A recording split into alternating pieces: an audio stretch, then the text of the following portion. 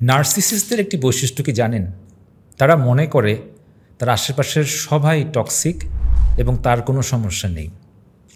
আপনারা নিজেরাও আমি দেখেছি যে গুগল করে বা বিভিন্ন সাইকোলজিক্যাল বইপত্র পড়ে নার্সিসিজম সম্বন্ধে আপনাদের অনেক আগ্রহ। কিন্তু একটা জিনিস খেয়াল করবেন, খুব মন দিয়ে শুনবেন। আমি আপনাদের কাউকে ইন্ডিভিজুয়ালি হার্ট করছি না বা আমি আপনাদের কাউকে চিনি না, কিন্তু আমার দীর্ঘ অভিজ্ঞতায় আমি দেখেছি যে অনেক মানুষ যারা সবাইকে টক্সিক মনে করে বা প্রচুর মানুষকে টক্সিক মনে করে, তারা নিজেরা জীবনে টক্সিক থাকে অথবা তারা নার্সিসিস্ট থাকে।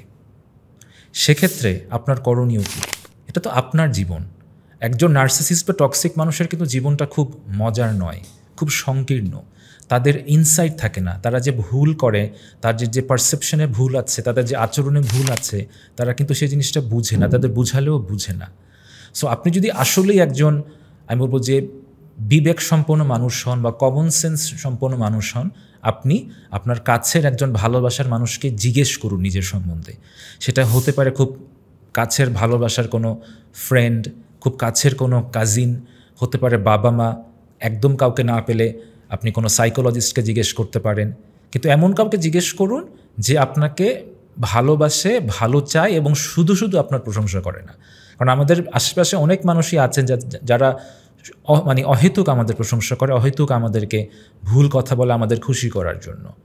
সো আপনি যদি মনে করেন যে আপনি কারোর সাথে মিশতে পারছেন না এবং আশেপাশে সবাই খুব টক্সিক, হতে পারে এই কথাটা সত্য, অনেকের জীবনে এই জিনিসটা আছে, অনেকের বাবা মা টক্সিক, অনেকের রিলেটিভস টক্সিক, ফ্রেন্ড টক্সিক, কিন্তু আপনার নিজের কোনো ইমোশনাল ইম্যাচুরিটি আছে কি না এটাও আসলে আমাদের যাচাই করা উচিত।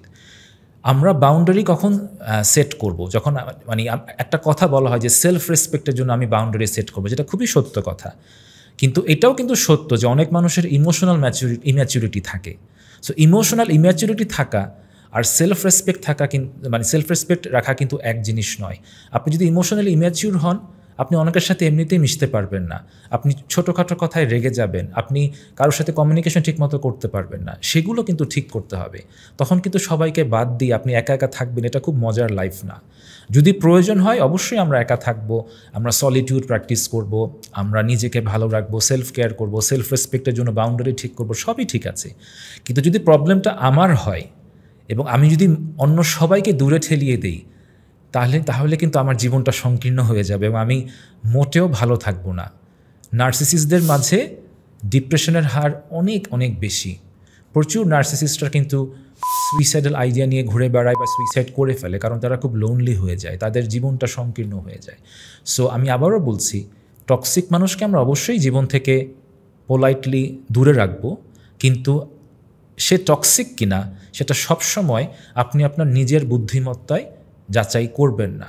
কারণ যদি আপনি নার্সিসিস্ট হয়ে থাকেন, আপনার সবসময় মনে হবে যে আরেকটা মানুষ টক্সিক এবং আমি ভালো।